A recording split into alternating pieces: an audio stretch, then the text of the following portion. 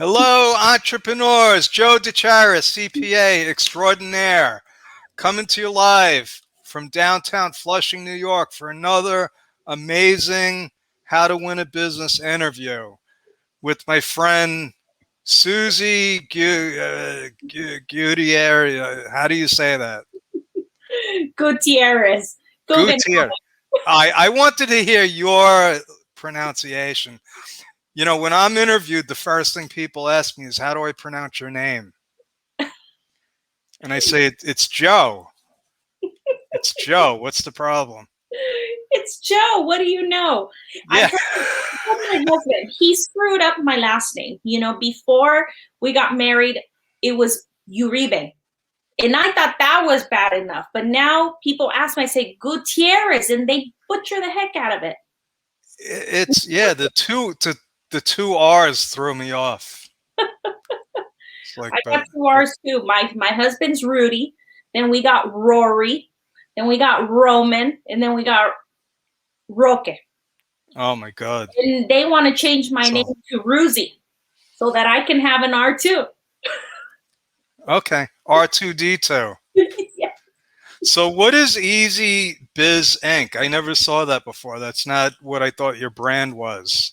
Yes, so it's Easy Biz is basically what we are committed to doing is we help small businesses get certified so they can start doing work with government.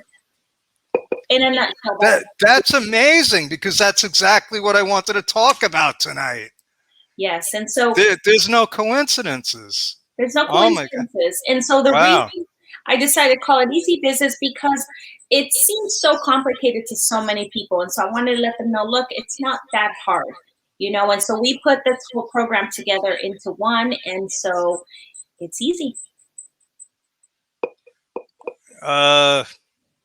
Nothing's easy. It's not. I'm sorry. You might make it simple. Okay, that's what we try to do. I'm not going to lie to people. Nothing is easy. If you think it's easy when you go into business, get a job at Starbucks. You're right. You're 100% right, Joe. It has not been an easy journey at all. And so that's why I committed myself to creating this program that I have now that I offer small businesses, because really there is a lot of resources out there for people to get certified, for people to start doing work with the government. But there's so many workshops, so many different resources that there's not a one go-to place to make it simpler for people. And so that was really my goal when I put together this program for them. And so that's really the ultimate goal, is to have a place where it just makes it a lot simpler for people to understand. From a person that's actually done it, not from people that read about it, right? Exactly. And I get it. I mean, it's like a sea of information, and people just get drowned in it. The internet is great, but not everything you read on the internet is true. Absolutely. Absolutely. You're 100% right in that. But now, so tell me a little bit about your journey, because you've gotten, I've heard that becoming certified, and what we're talking about is SBA certified, right? That's correct. It's becoming certified as a small business. There's different certifications that you can get right now. And one of them is primarily getting certified as a small business, as a small business enterprise. So my journey really began about 15 years ago. And that was, I stumbled upon construction by accident. I'm getting a little echo, so I'm going to lower my volume here. I stumbled upon it by accident. I started working with my husband. He had his construction firm, and I stepped in, and it was a complete mess. We started working together, and I said, I've got all these ideas. Let's go for it. And during that time is kind of when the transition of the internet kind of started coming in. And so we started getting our phone slowly started dying, and we started getting a lot of invitations for bids through the internet. And so that's how the journey kind of began, because we started showing up to bid walks and they'd say, are you registered? Are you certified? And we were like, Okay, wait. Slow down. What's a bid walk? So a bid walk is basically, if you're in construction, you get invited to go view a project. And so you go over the specifications of the project, you go over the bid documents, the scope of work. And so that's what a bid walk basically is. You get to go and you meet with the officials that are procuring the project. Okay. And But so that was 15 years ago. I mean, things yes, are a lot different now. they are, yeah, but not too different. They have changed, but ideally what happened was we started understanding that we needed to get certified to be able to go into these different projects. And so that's where the journey kind of began. Okay, so I'm sorry, I'm going to keep stopping you because I have a lot of questions because you bring stuff. So when you say, like, I'm a certified public accountant, do you know what that means? I'm not an accountant, so I don't know what certified public Well, accountant. I can do audits. I don't do any audits. It's I can also represent people at the IRS. It means different things. Right. So what we've been interested in, because we have a lot of women-owned and minority-owned businesses, and that's what I'm getting the feeling that there's a lot of opportunities for that market segment. Absolutely. So that's basically, they're starting off in the right place. If you're women certified already, if you're small business certified, minority owned certified as well, that certification comes through your local entity, through your local state. And then of course you can go through the SBA as well. Oh, it goes through, wait, it goes through the state? You can do it through the state, yes. Or you I thought it all went through the SBA. No, there's different entities. For example, I live in California. California, you can get certified through Metro, through the Department of Transportation. So wait, you're telling there's all different kinds of certifications. There is, but what happens is they're all uniform, and every entity will the certification will cross into the other ones. So you don't have to keep duplicating the info. You don't. No. Okay. You could if you want to, but you don't. There's really no need to, because as long as one entity, if you're certified through a major entity, which is like your local city, a state, or the federal government, which is the SBA, they're all going to, it's going to cross through the board. So I thought, this is great because I thought you had to go right through the SBA. Not necessarily, no. Usually I always refer people directly to their state first. So like the Secretary of State, that's where I go to incorporate people. Right. So you would go to your Department of General Services, for example, which is different from your Secretary of State, because that's where. Okay. It's like any state's Department of Commerce. Yes, we call it the Department of General Services. Yeah. I know they all call it something different, but yeah, New York, I'm sure, has one. So that's who you would go to be able to certify your business as Bedrock Builders as a small business certified. Okay, so I'm not a woman, I'm not a minority. Obviously. What am I going to get certified for? Well, if you make under 15 million a year in sales, forget, I'm out. You could. I don't qualify then. Oh, well. I wish I didn't qualify. Really, under 15 million. Generally, that's the number. Yes. Oh my God, that's crazy. Terms of your revenue. Honestly, I'll tell you why that's insane. There's 30 million businesses in the United States.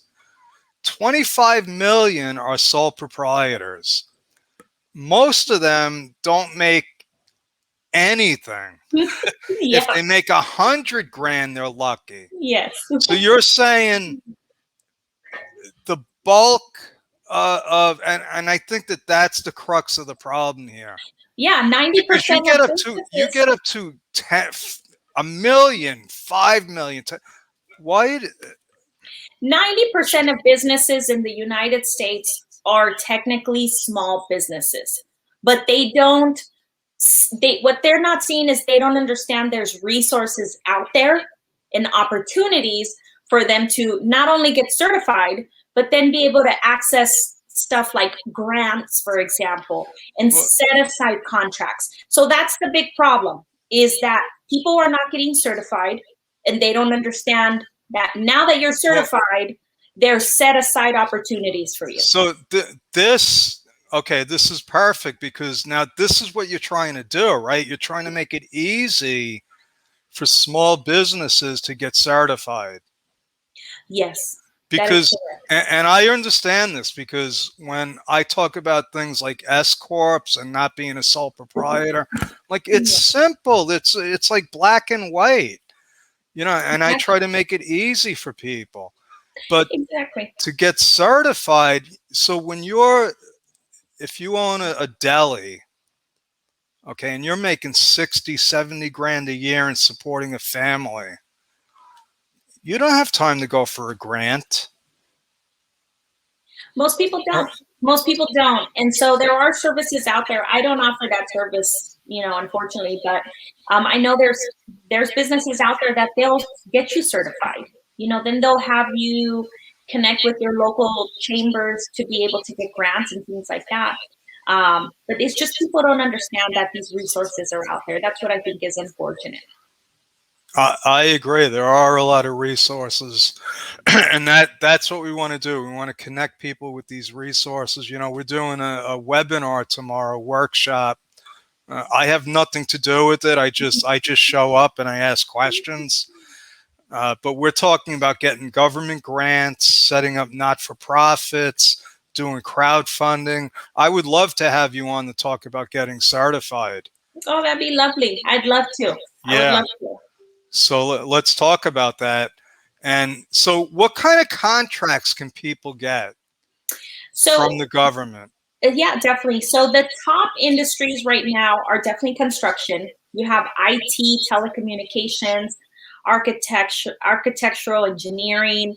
You have janitorial and custodial is a big one, especially right now with things changing so much last year.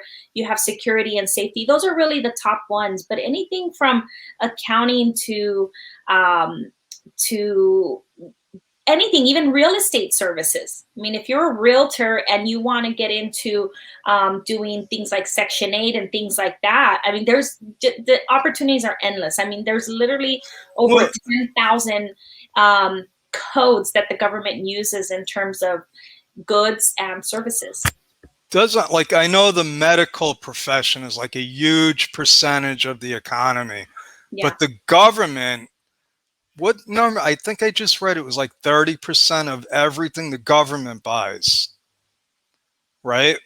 Yes, it's a big amount. It definitely is a big amount. So it just depends on, I mean, the numbers are crazy. And definitely what I always just stress is the opportunities are out there. I mean, I know the zoo, for example, they buy lizards, to feed crocodiles. I mean, you think of the things the government is Oh, buying. you got to think outside you got to think outside the box. Exactly, you do. And so if you have a product or a service that all you got to do is when you go in and register with your local state as a small business, they're going to give you an option, and they're going to say on there, please select the boxes of the items that you specialize in. So for example, you do accounting, you would select that box, and guess what? You're automatically going to get invites to bids every single day, or every few weeks, whenever those bid opportunities come out. And so that is something that I do encourage is, if you're in business, just search on there whatever your service or product is, has the government bought this? And it's going to come up. You're going to be, all the information is public. You're even going to be able to see Yeah. what everybody sold their contracts The, for. the flip side of that coin is there's too much information. Like I said, you can get lost in and if you're like me, I'm like, it's 4 a.m. in the morning and I didn't accomplish anything. You But know, my friend here, Lee, does video production. Yeah. Okay. Are there contracts out there for her? Absolutely. Absolutely. You know, and I want to touch on something It's really not important. Lee. It's Lay. It's Lay. Sorry, Lay. Lay. You Lay. know, I have to mention something that you just mentioned that's super important, is that all the information is out there. Okay. And there's two sides of the coin when it comes to that. I had a client ask me, well, now when I start bidding on these jobs, are my competitors going to be able to see my pricing? They are, you know, but that is one of the that's Do one of they the things. do they care? Listen, I've had plenty of Exactly. construction clients. We didn't have time to see what other Right. my clients were like, listen, if we're too high, we don't get it. If we're too low, we don't get it. You got to be Right. somewhere in the middle. You do. You do have to be somewhere in the middle. And, you know, it's really going to be up to you. Are you looking at what your competitors are doing? Or are you focused on what you're doing in terms of, you know, being in business? So, you know, it just depends. But the information is out there. It works in our favor because we're able to see where the market has been, you know, and so we're able to adjust our prices or not, because sometimes you don't want to adjust them. You know, some people are just, you know, bidding their way to the bottom, and well, that's their So, problem. so let me ask you something. You know, you're talking about bidding, and you know, I have had large construction clients, and they had estimators, and you know, a whole step. What if you're just like starting out? So that's one of the things about the service I want, and I'm not trying to pitch my service here, but No, that's one I of the things. want you to. I want you to, because I don't. I have, and I have no. I don't have an affiliate agreement with you. I don't even know what the heck you're doing yet. So So, one of the things that we do is, once you've taken the first portion of our classes and you've kind of in essence graduated from that, we put you into this 8-week program. That 8-week program breaks everything down for clients like yours, which is how to read the contract, how to understand it, what the insurance requirements mean, what the wages, how to understand the wages, because now you're dealing with prevailing wages, how to navigate through all of that. And so, oh wait, no, you're bringing back bad memories for me. yes, yes. So I don't know if you've ever worked with prevailing wages, but it's a Yeah. headache, you know? And Well, so, just, you know, people. So I've had clients get into construction, and they're like, they don't understand workers' comp, yes, and I'm like, if you're doing roofs, you got to add 50% to exactly. your labor cost, and Oh, yeah. they just don't know that. So we talk about that. We talk about understanding all these things that are kind of behind the scenes, that, okay, now I got the Well, contract. What does it mean? What are my obligations? You know? So we I'll do break it down. I'll tell you what it is, and this is the benefit to working with you, because it comes down to compliance. Yes. Most small, and I hate to say this, they just want to fly under the radar. They'll do stuff, and there's no more cash. That's a problem. So, Yeah. you know, if you want to pay guys off the books, where are you getting the cash from? I've had Exactly. clients that were doing check cashing. Mm, Not actually, they're not clients. yeah. They were people that I talked. I said, if you're doing check cashing, that ain't gonna work. Exactly. You And know, so that's one of the things, is that that's why when people ask me, who's your ideal client, I'm like, well, first of all, you do need to be in business already for maybe 2 to 3 years, you know, an that established business who wants to that's grow. You okay. know, That's a great point. I just because that's something that I came across. You can't just be like a startup, like you just incorporated. you can't, unfortunately, because, you know, you need to understand that you're going into government work. And so, first of all, you don't want to set yourself up for failure, because one of the things, like, people don't understand that there's bonds that are going to be, you know, put in place. And so, if you don't perform, they're going to come after your bonds. And so then what, you know? So there's a lot of things that we go through, What to prepare you. what about sales tax? Sales tax. Sales tax, I haven't, I'm not too familiar with the sales tax part of it. Oh my God. Okay, that can become like Yes, in New York State. I know it's like it's insane. it is. It, If you're selling goods, it absolutely is. And so that well, is it becomes like, is it a sale? Is it a repair? Is it a capital improvement? You know, right. the bottom line is you got to have good records. You do. So you need a good accountant. That's exactly what I was trying to say. You Thank do. you. You know, you need somebody who knows what they're doing. For example, I did our prevailing wage reports. I did our labor compliance for a lot of years until, you know, I was taking on all these other tasks. And finally I said, I can't do this anymore. I need to give it to somebody else who who understands it, who that's all they do. And so, you know, you're going to have to learn to delegate a lot of obligations, and your taxes is definitely one of them. You know, we have, thank God we have a good accountant, you know, but there's, we had a bad accountant at one point. He, you know, I'd send him our QuickBooks report and he'd just say, okay, no problem, sign it off and send it back and say, here's your taxes. He never asked us any questions, you know, and so um, What state are you in? What state are you in? I'm in California. So Oh my God. Oh my God. yeah, you know, Oh, so, that's worse than New York. yeah. And What about independent contractors? independent contractors, we haven't dealt with too much, but independent contractors is something, when we talk in terms of it's important for them to get certified, because we've been on the independent Well, contractor side. And so, well, what I'm saying is, really, they're unincorporated subcontractors. yes, Okay, they're people that they have a van, they do some construction work, yeah, you know, and you pay them. They're not employees. right. Because I know in California that's a huge issue right now. It is a huge issue. And so what happens is when the contracts are executed and you list somebody, for example, somebody lists us as a contract, as a sub, um, they want to make sure we have a license, we have insurance, we have workers' comp and all that. So yes, you can do government work as a sub, but you need to make sure your ducks are going to have to be all in a row as well. You know, they're going to Okay. check you. So wait, are you saying, so if you're certified, you want to hire other certified contractors? Is that what you're saying? Ideally, yes, because there's going to be a bigger preference on those projects or on those Okay. contracts. Now, there are instances where a non-certified GC, general contractor, will call us and say, we want to bid for this big project. We're not certified, we're not small business, but you guys are. Can we use you and list you as a small business? At that point, As sort of like a joint venture? not necessarily as a joint venture, just as a sub, but you can do joint ventures as well. Okay. Absolutely. Yeah. Okay.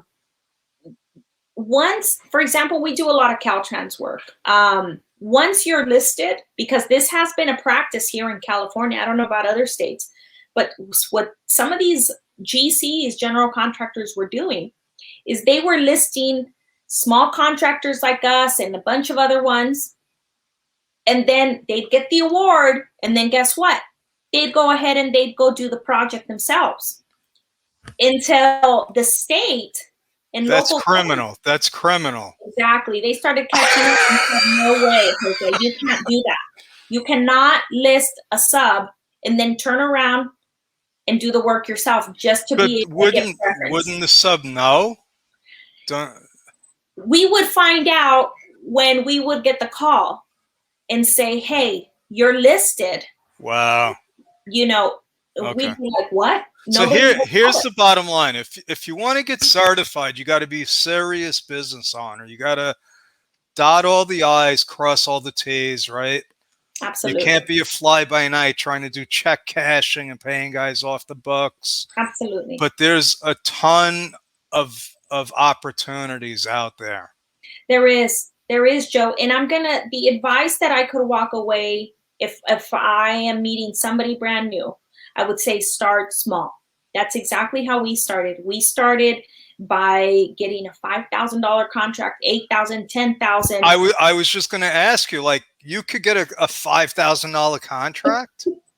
I mean, yeah, I mean, but what I mean by that is That's huge for some people. Starting off with your local city, sign up with your, get registered or sign up as a vendor with your local city, with your local schools, with your local school districts, and slowly start building your portfolio. Once you're comfortable, then go for those bigger projects. But that's the advice that I always give everyone is start. I don't want to hear that. You're telling me I got to spend time and it's going to, it could take years. It could take. Of course. It could take months. It could take months. That's what it takes. Okay. So I got to actually like meet people and like network. Yes. I think that's definitely key. And okay. with the I have a it's no problem. Yes. Okay, yeah. Susan. So I like to keep these short. We've already gone like 15, 20 minutes over. I like to keep them like 5 minutes, but you were so interesting. Well, thank you, Joe. It's been a pleasure speaking with you, and I just hope that really the message that I want to convey again is there's a lot of opportunity out there. Get certified. It's absolutely free to get certified with your state as a small business, and from there you'll start getting invitations for opportunities. So now, what does it cost to get certified? It's free. To get certified through your state is absolutely free. If you want to do it yourself, it's free. So is that something that you can do for people? Is that what Easy Biz Inc? I do not certify people. Okay. Because it is a free, because I feel that it can be done within an hour or two. So maybe we can do like a little workshop and show people how to do it then. That would be wonderful. I do host 2 workshops every month. I do them twice a month, but I would love to collaborate with you and however possible. Oh yeah, that would be awesome. Yeah. Anything that's free, I love. Me too. I love it. Okay. How do people get in touch with you? Well, you can visit my website, www.easybizinc.com. Okay. That's better than Susan Gutierrez. Did I botch that again? Hey, you noticed Easy is at the end of my last name, right? Oh, yeah. Oh, nice touch. Okay. Yeah, Lee says we all love free, don't we? Nothing's free, Lay. I keep calling her Lee, but her name's Lay. Lay. You got to, okay, we got to change the spelling there, Lay. She's got a beautiful name, and you have a great show, Joe. I loved being on your podcast. Thank you. We'll have you back again. Thanks, so that's easybizinc.com. That's right. Not Susan. It's easybizinc.com, folks. Easybizinc.com. That's our story. We're sticking with it. Thank you. Over and out. God bless. And I will see you all soon.